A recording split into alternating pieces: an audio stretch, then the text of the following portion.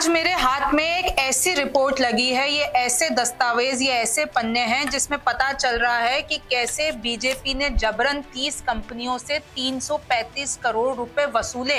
ये जो रिपोर्ट है वो कांग्रेस ने बकायदा दिखाई है और जो आंकड़े लिए गए हैं वो चुनाव आयोग की वेबसाइट से लिए गए हैं और इसके आज सारे हाइलाइट्स आप जानेंगे। और अगर कैसे वसूला, कैसे डराया, ईडी, सीबीआई और आईटी के घर से उनसे छापे पड़वा दिए। तो रिमझिम के 5 पॉइंट्स में आप यही जानेंगे कि बीजेपी ने जबरन वसूले 335 करोड़ 30 कंपनियों से, उनके घर ईडी, सीबीआई, आईटी के छापे पड़वाए। ये दावा किया जा रहा है इस रिपोर्ट में।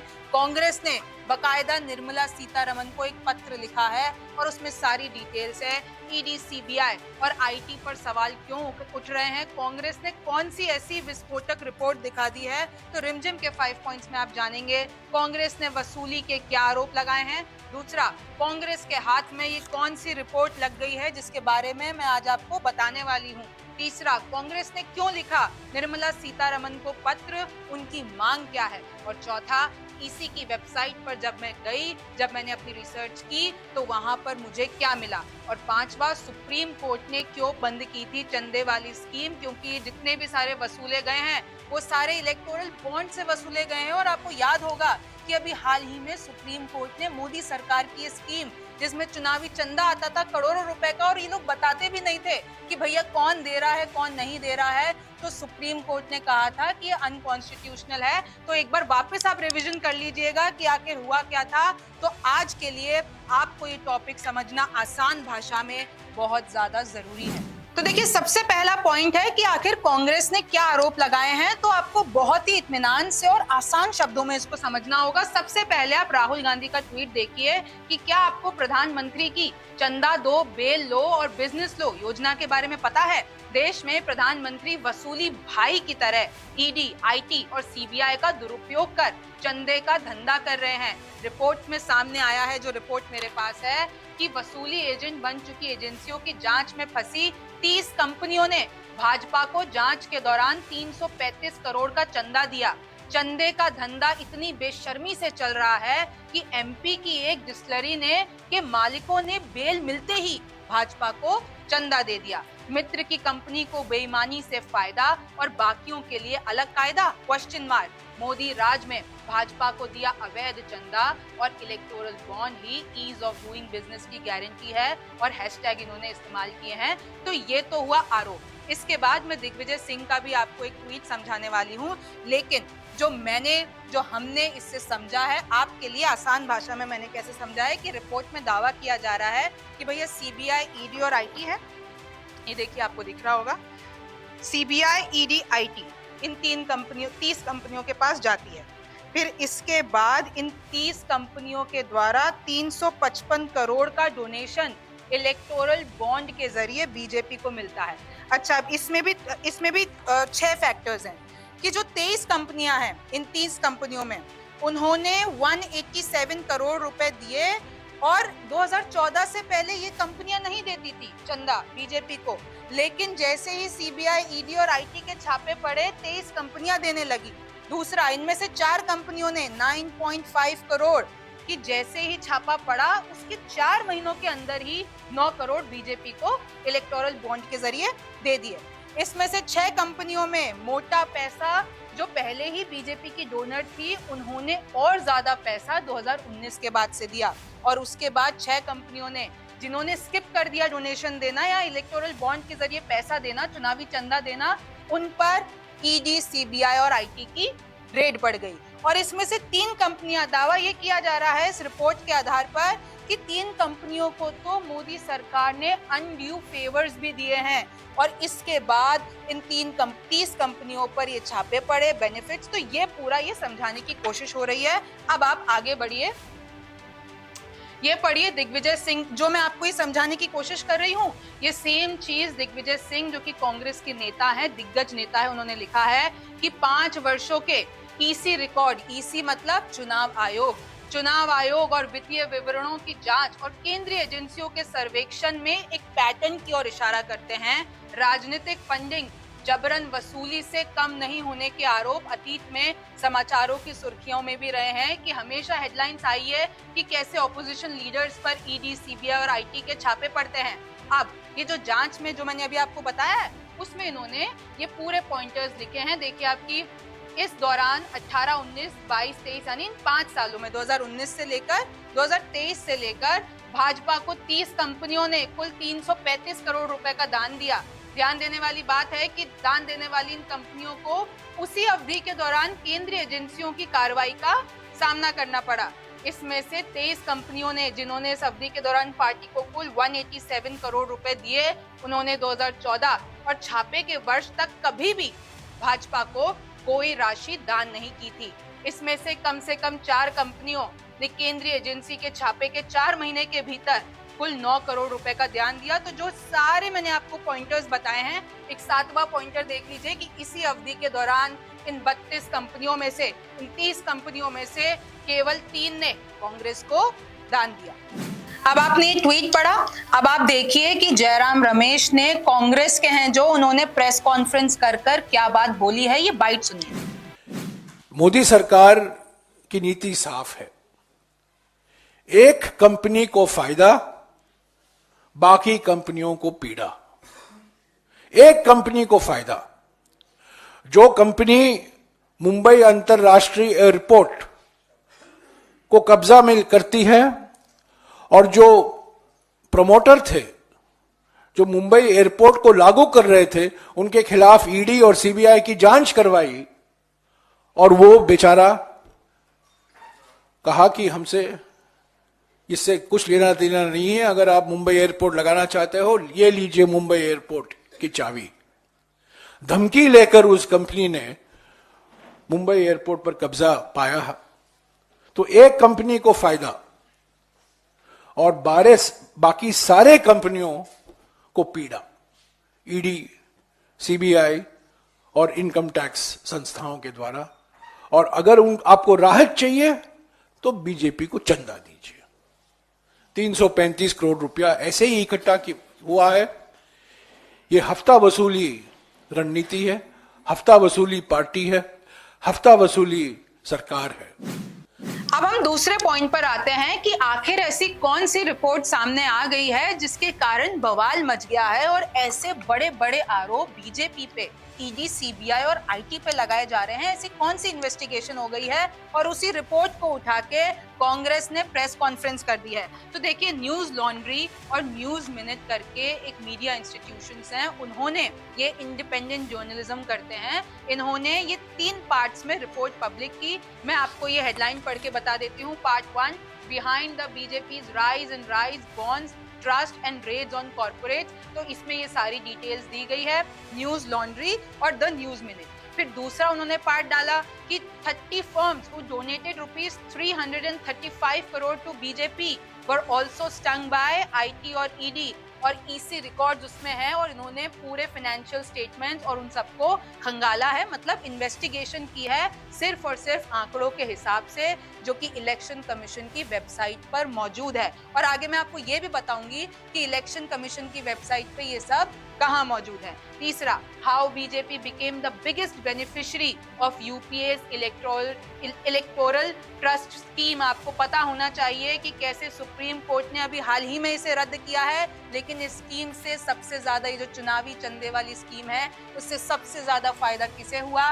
बीजेपी को हुआ। और उसके आंकड़े इस वक्त मेरे हाथ में मौजूद हैं, जो मैं आपको हाइलाइट्स के तौर पर समझाने वाली हूँ। तो देखिए, वैसे तो ये 3 रिपोर्ट्स बहुत ही बड़ी हैं। जब मैंने इसको पढ़ा तो मैंने आपके लिए कुछ हाइलाइट्स तैयार किए हैं जो मैं आपको समझाना चाहती हूँ। तो जो ये इन्वेस्टिगेशन है वो न्यूज लॉन्ड्री और द न्यूज मिनट के द्वारा की गई है।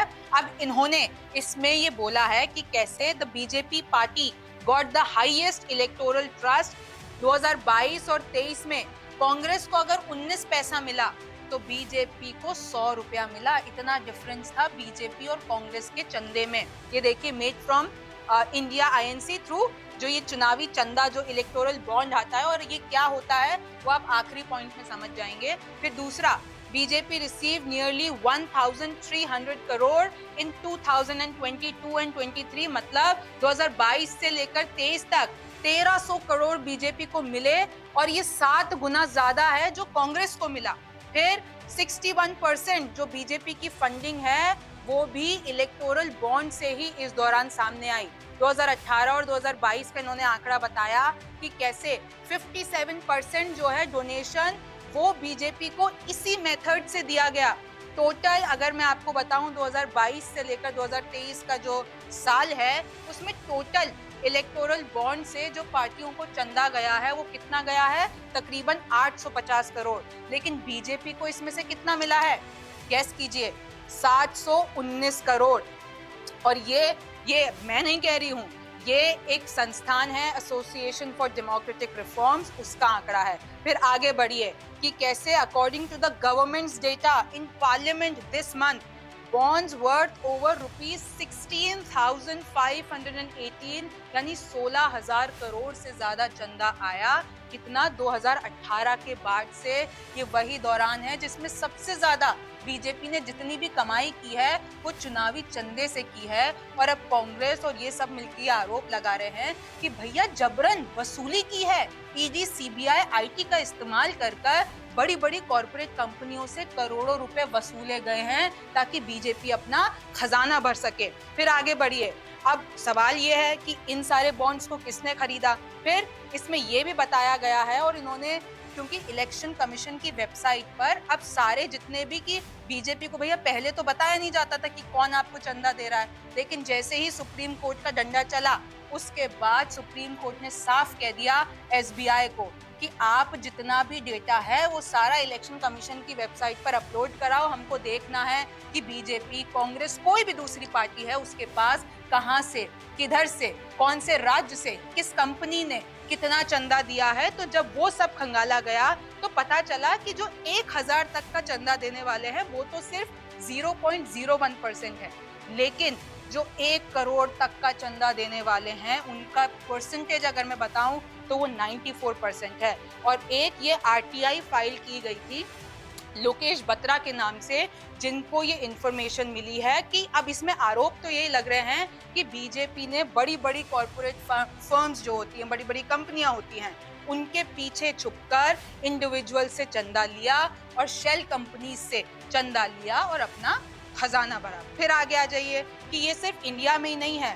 पूरे विश्व में इस चीज को लेकर कि अगर कॉर्पोरेट फंड करता है किसी पॉलिटिकल पार्टी को तो जायज सी बात है कि उस पॉलिटिकल पार्टी से अगर वो सत्ता में है तो उससे बेनिफिट्स एक्सपेक्ट करेगा कि आप हमारे लिए ये काम करवा दो। और क्योंकि हमने चंदा दिया है तो ये जो रिलेशन होता है वो कहीं ना कहीं शक के घेरे में आ जाता है। और इसमें कांग्रेस भी आरोप लगा रही है कि मध्य प्रदेश में एक डिस्टिलरी है, उसने तो तुरंत जैसे उसके मालिक को बेल मिली तैसे उसने एक बड़ा अमाउंट चंदे के तौर पर, इलेक्टोरल बॉन्ड के तौर पर बीजेपी को दे दिया।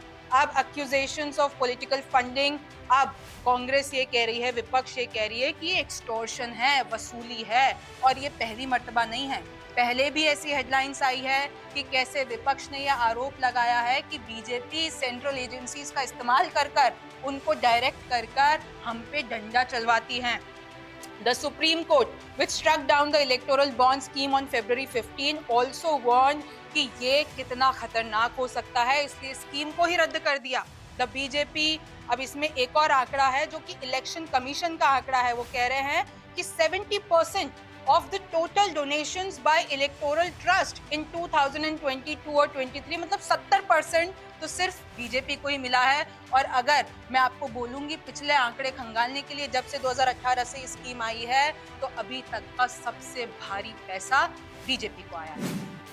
अब अगला है कि आखिरकार कांग्रेस ने निर्मला सीतारमण जो कि हमारी फाइनेंस मिनिस्टर हैं उनको खत में क्या लिखा है। तो देखिए ये उनका खत मैंने आपके सामने रख दिया है, ये 3 पन्नों का खत है और इसकी मैं आपको जो है लिंक भी नीचे डिस्क्रिप्शन में दे दूंगी। ये केसी वेणुगोपाल का ट्वीट है, आप ये देख सकते हैं कि कैसे आरोप लगाए गए हैं। इसमें मैंने आपके लिए कुछ हाईलाइट करके रखा है। इस खत में ये बताया गया, देखिए ऑल इंडिया कांग्रेस कमेटी, इसमें ये बताया गया है कि इन्वेस्टिगेशन किसके द्वारा की गई, न्यूज लॉन्ड्री और न्यूज में।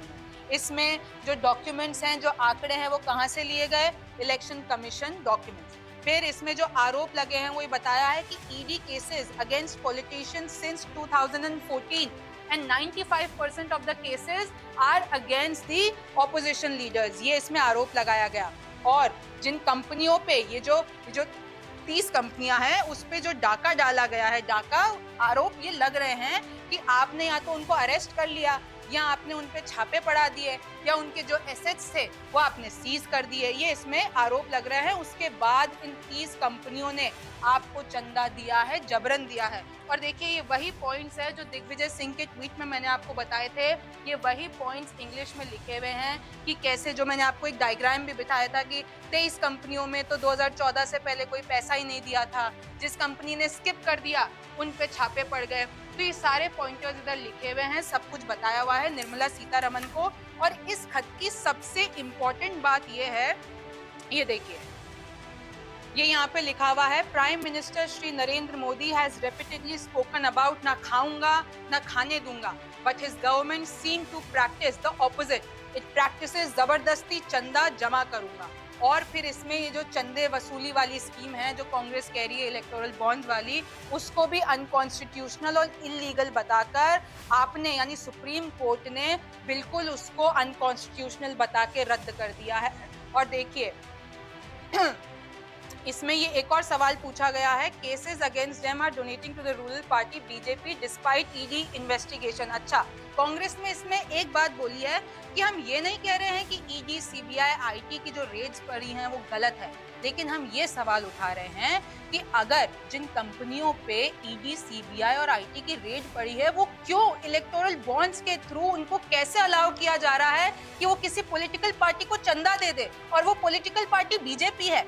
तो आखिर अगर वो इन्वेस्टिगेशन के घेरे में है, 30 कंपनियों पर सेंट्रल एजेंसीज के छापे पड़ रहे हैं, तो उनको आप कैसे अलाउ कर रहे हो कि आप किसी पॉलिटिकल पार्टी का इलेक्टोरल बॉन्ड लेकर और उनको चुनावी चंदा दे दो, ये सवाल हैं। और अब 3 सवाल और पूछे हैं कांग्रेस ने, ये 3 सवाल एकदम अहम है। पहला है, ये फाइनेंस मिनिस्ट्री को बोल रहे हैं कि क्या बीजेपी के खिलाफ या बीजेपी का व्हाइट पेपर लाया जाएगा, उसमें बताया जाएगा कि क्या सोर्सेज हैं सारी कंपनियों के, ये जो क्रोनोलॉजी है कि छापे पड़ते हैं, फिर उसके बाद वो इलेक्टोरल बॉन्ड्स आ रहे हैं, उसके बाद जांच रुक जाती है, इन सब का क्रोनोलॉजी, इसका जवाब देगी बीजेपी, ये सवाल पूछे हैं। और कांग्रेस ये कह रही है अगर आप जवाब नहीं दे सकते हो तो फिर हम आपको सुप्रीम कोर्ट में घसीटेंगे, वहां पर आप अच्छे से जवाब दीजिएगा।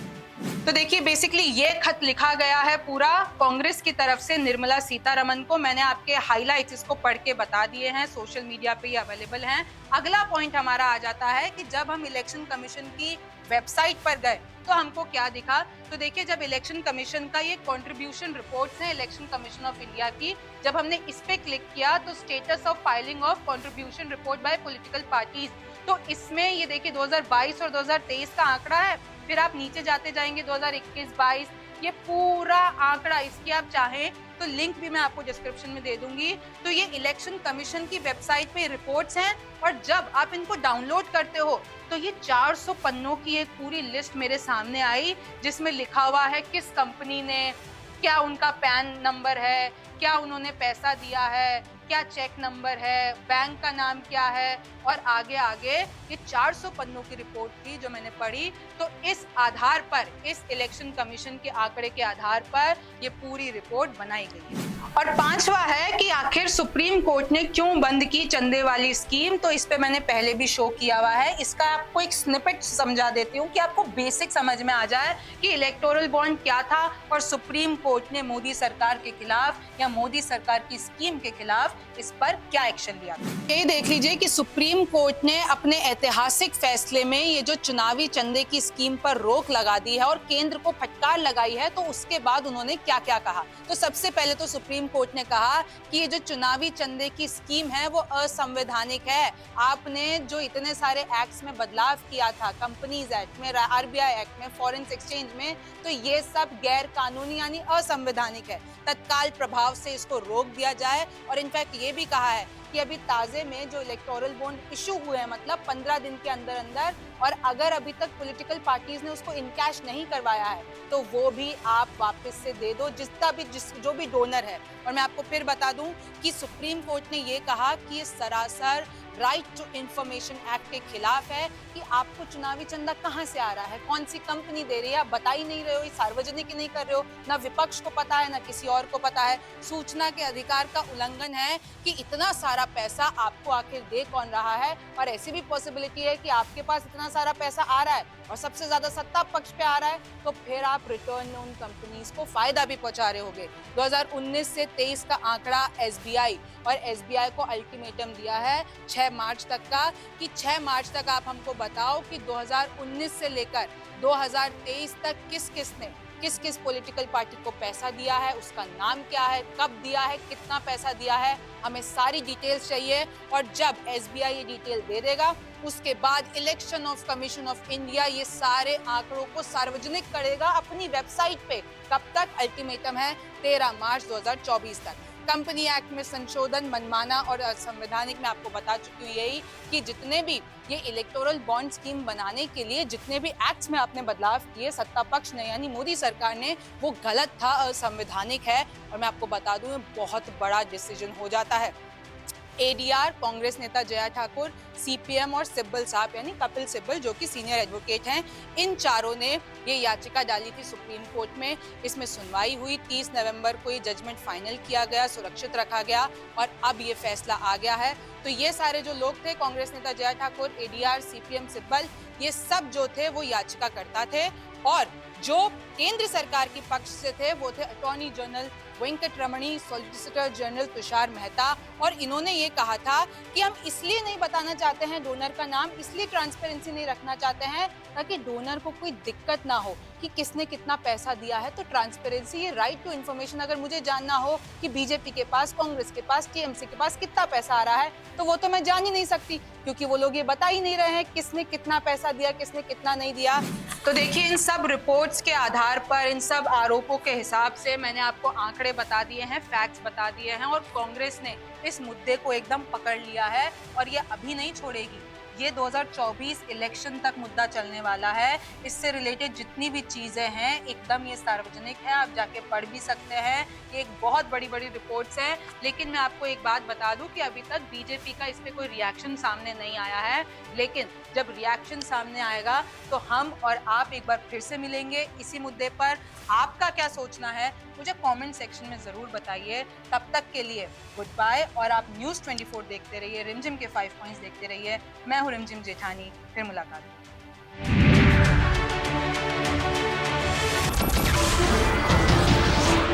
नमस्कार, मैं हूं मानक गुप्ता।